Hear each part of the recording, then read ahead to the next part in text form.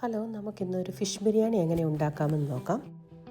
നേരത്തെ ഞാൻ എങ്ങനെയാണ് എയർ ഫ്രയറിൽ ഫിഷ് ഫ്രൈ ചെയ്യുന്നതെന്ന് കാണിച്ചിട്ടുണ്ട്.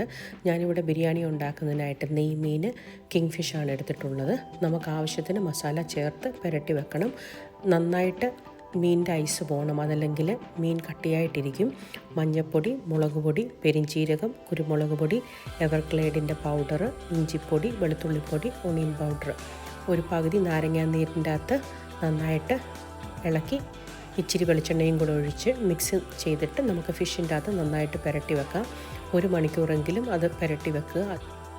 ബിരിയാണിയുടെ ചോറിനായിട്ട് ബസുമതി 4 കപ്പ്, ഉപ്പ്, അല്പം എണ്ണ, ഗ്രാമ്പൂ, തക്കോലം, ഏലക്ക, കറുവപ്പട്ട, കുരുമുളക് ഇവയെല്ലാം കൂടി ഇട്ട് നന്നായിട്ട് തിളയ്ക്കുമ്പോൾ അരി ഇട്ട് കൊടുക്കാം.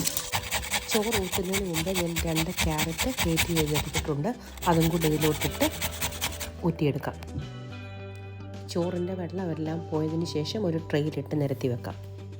മസാലയ്ക്കായിട്ട് നമുക്ക് ഇഞ്ചി, വെളുത്തുള്ളി, സവാള നന്നായിട്ട് വഴറ്റിയെടുക്കാം. അതിൻ്റെ കൂടെ കരിയാപ്പില, മല്ലിയില, പുതിന ഇല, 4 തക്കാളി ഇതെല്ലാം കൂടി നന്നായിട്ട് വഴറ്റിയെടുക്കാം.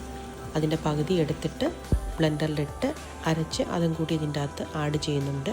1 കപ്പ് തൈരും. ഇതെല്ലാം നന്നായിട്ട് വഴണ്ടതിന് ശേഷം നമുക്ക് എയർ ഫ്രയറിൽ ഫ്രൈ ചെയ്ത ഫിഷ് എടുത്തിട്ട് ഈ ഗ്രേവിക്കകത്ത് മിക്സ് ചെയ്തെടുക്കാം. മിക്സ് ചെയ്യുമ്പോൾ ഒത്തിരി ഇളക്കാതിരിക്കാൻ സൂക്ഷിക്കുക, അതല്ലെങ്കിൽ മീൻ പൊടിഞ്ഞു പോകും. നമ്മൾ ലെയറാക്കി വെച്ചിരിക്കുന്ന അരിയുടെ പുറത്തോട്ട് ഫിഷ് ഗ്രേവി നിരത്തി വെച്ച് കൊടുക്കാം. ബാക്കിയുള്ള ചോറ് ഇതിൻ്റെ പുറത്തോട്ട് ഒന്നുകൂടെ ലെയർ ചെയ്തെടുക്കാം.